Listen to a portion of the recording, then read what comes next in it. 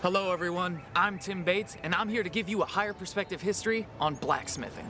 You see, blacksmithing is the art of crafting crude metals into useful implements, which can be traced all the way back to the Iron Age, when primitive man first discovered that superheating certain rocks would yield iron. After its inception, blacksmithing long remained a crude art. You see, it took over 3,000 years for man to fully understand the science of metallurgy. In colonial America, a blacksmith's trade would be to make and repair things, such as household goods, farm implements, tools, and locks. Blacksmiths would also produce other iron goods for other tradesmen, such as nails for a carpenter. The blacksmiths of America served as armorers for the colonial militia, which proved invaluable to the efforts of the Revolutionary War.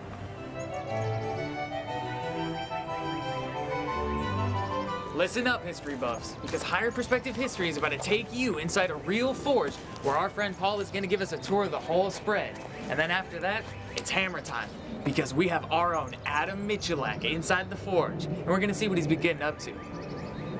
I'm Tim Bates, and it's about to get hot.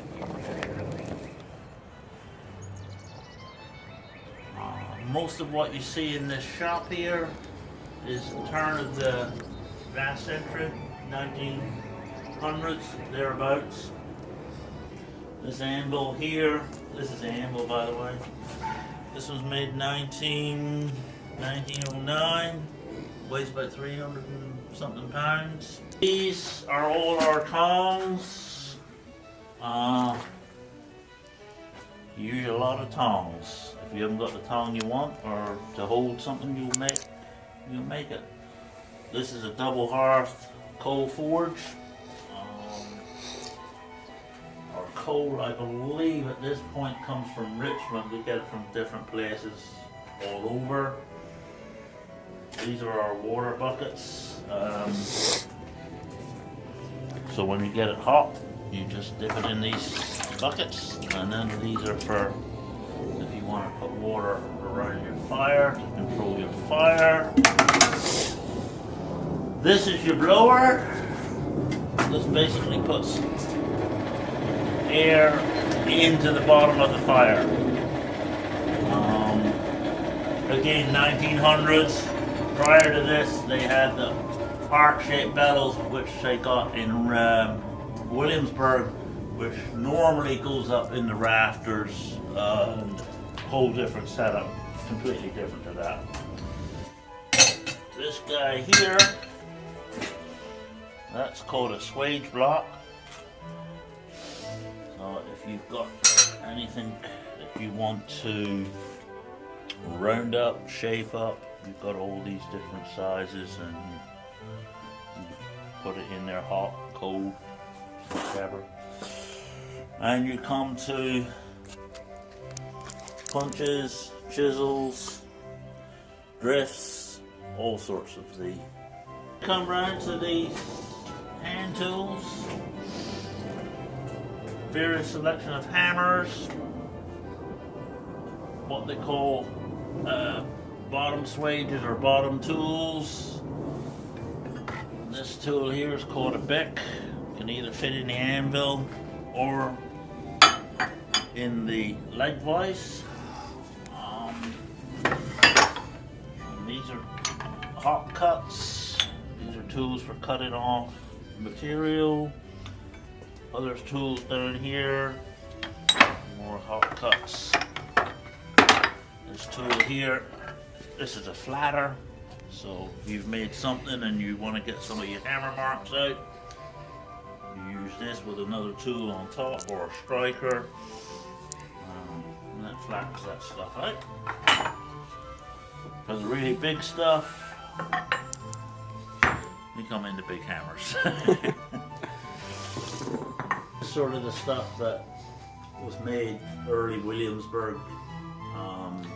This is the stuff that they should be making around the time I'm learning about. Yeah. Yep.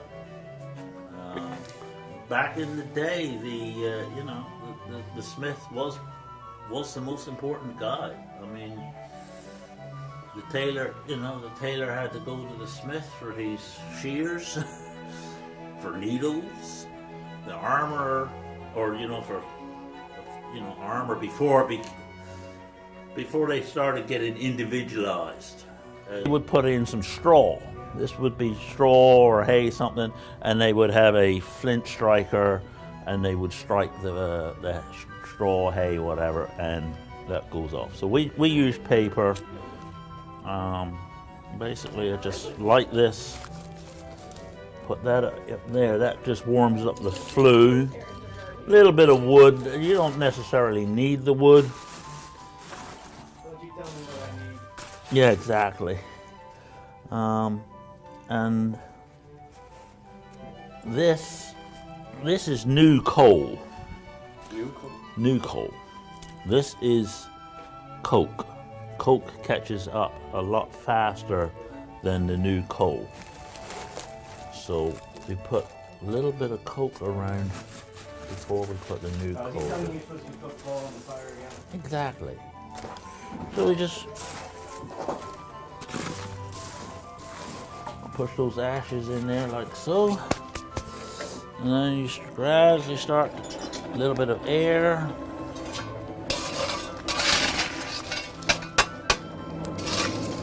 Too much air.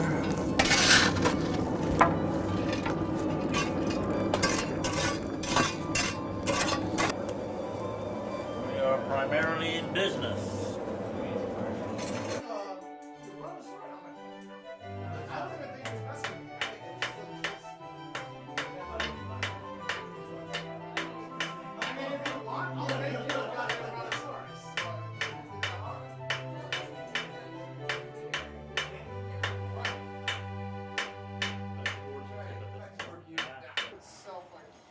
Did he like wrap that around? Well, you could wrap it around.